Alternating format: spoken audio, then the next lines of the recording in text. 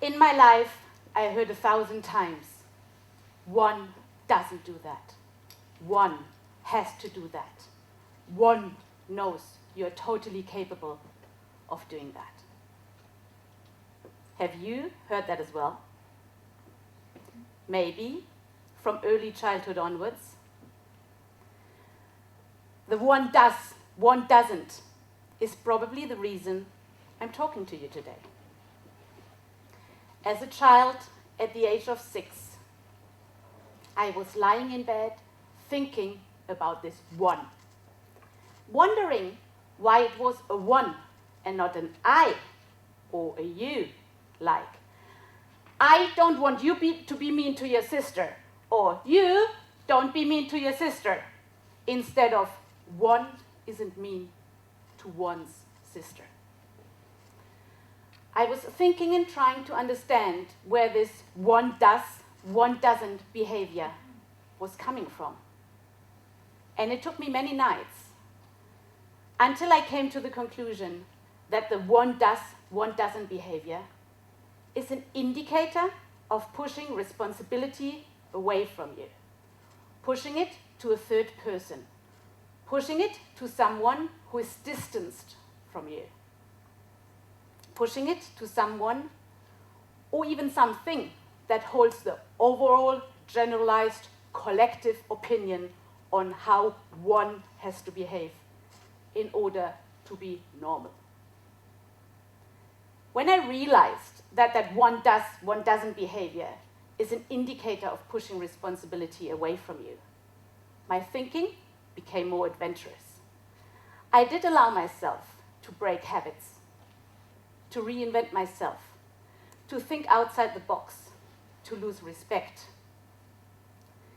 Basically, my bedroom turned into a space of pushing through barriers. Sometimes I was jumping with joy because I found ways out of the narrowness. Sometimes I was turning in labyrinth circles, not going anywhere.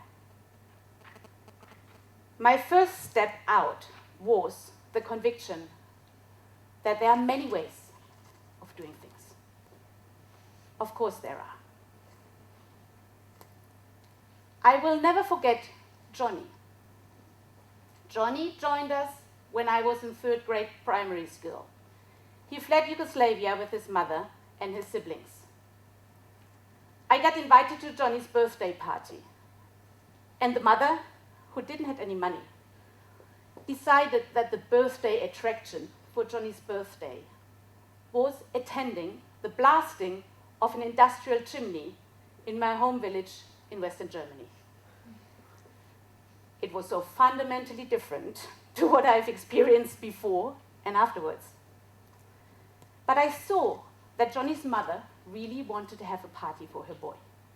And what Johnny's mother did with no funds was creating an unforgotten childhood memory. So life taught me that there are many ways of doing things. And that brought me to my second conviction, that the diversity of approaches is a good thing. So far, my life has been written in a way that anybody who threatens this one does, one doesn't status quo is an enemy. But really, isn't it ever so boring and moldy to only have one way of doing things? Of course it is. Isn't it ever so egocentric? Isn't it not putting interest in different people, in different approaches? I think it is. And this is why I decided to become an ambassador for diversity.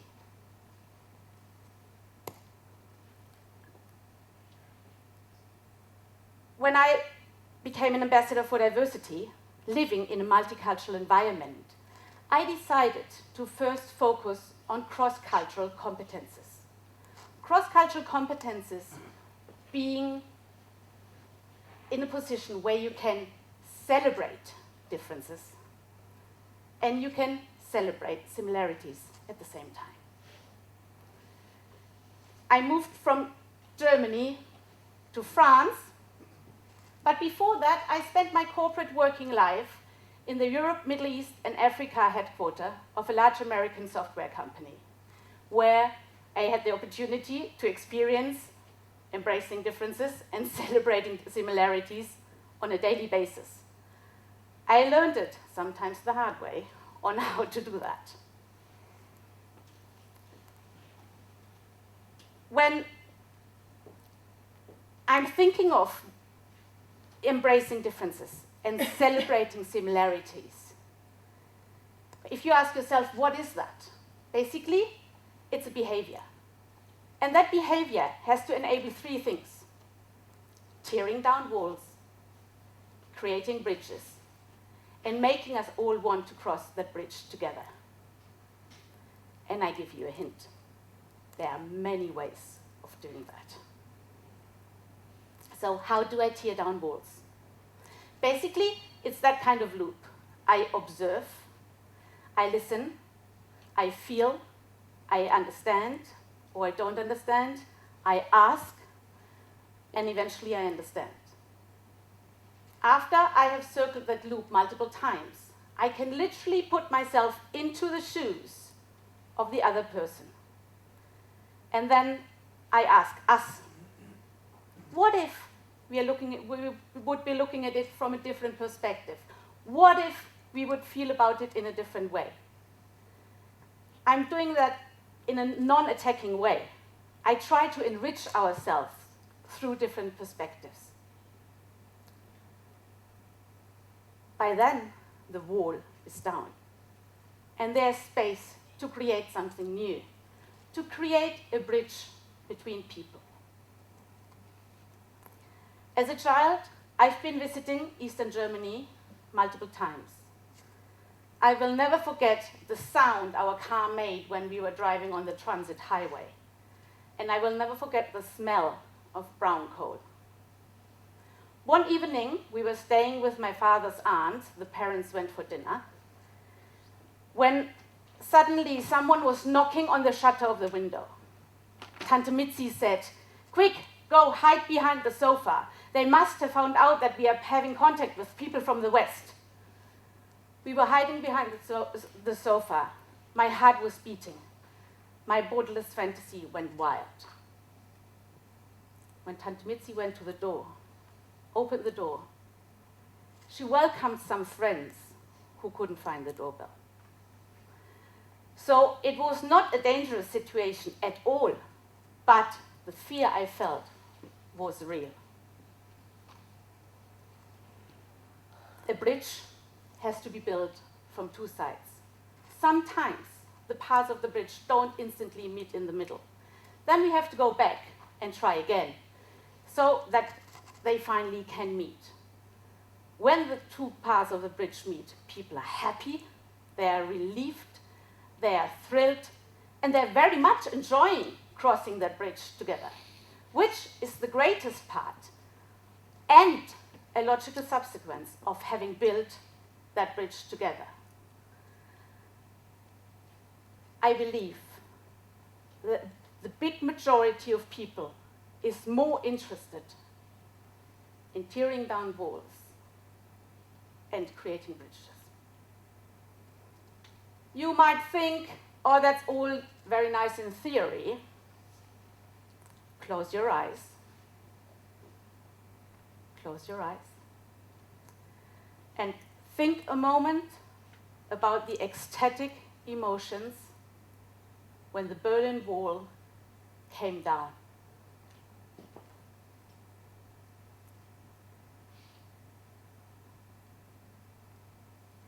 I remember my father crying when he saw these pictures on television.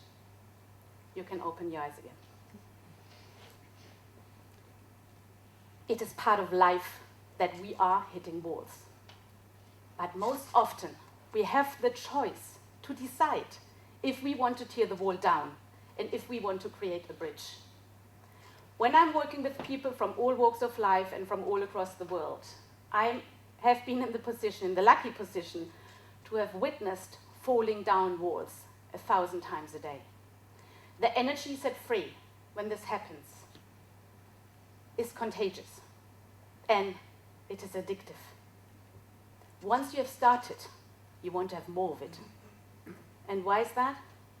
Because it makes you feel meaningful. Your need of togetherness is instantly filled.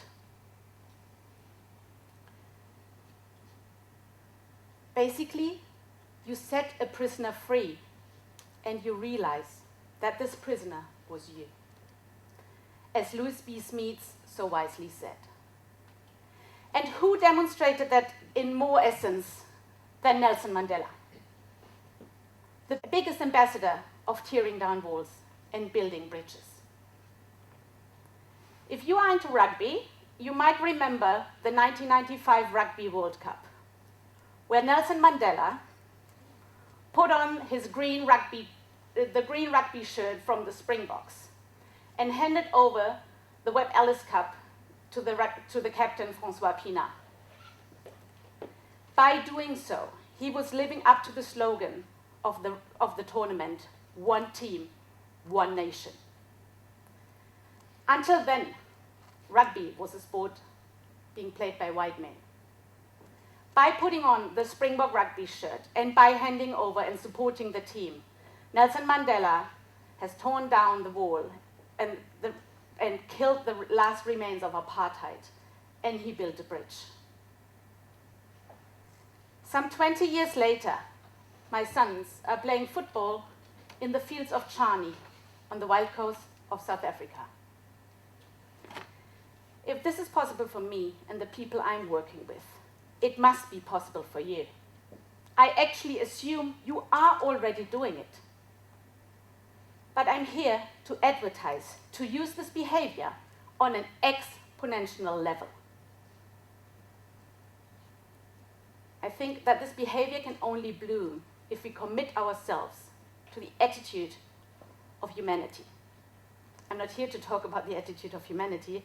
Just let me give you some of the ingredients which I think are very fundamental. Respect, acceptance of differences, belief in diversity, but most importantly, taking responsibility for your own behavior. I would neither be German nor an academic, to bring in some stereotypes, if I wouldn't bring in the yes, but. Yes, there are limits of what you can respect. And yes, there are limits in your acceptance of differences. And yes, there are limits in your belief in diversity. But there are no limits in taking responsibility for your own behavior. Let me give you an example. Once I worked with students who studied in a master in Advanced European and International Studies. The students were already together for 3 months in Istanbul before they came here to Nice, where I met them for the first time and we were conducting a workshop together. In the beginning of the workshop, I asked the students to share an example of a cross-cultural situation they have experienced. Everybody had a story to tell.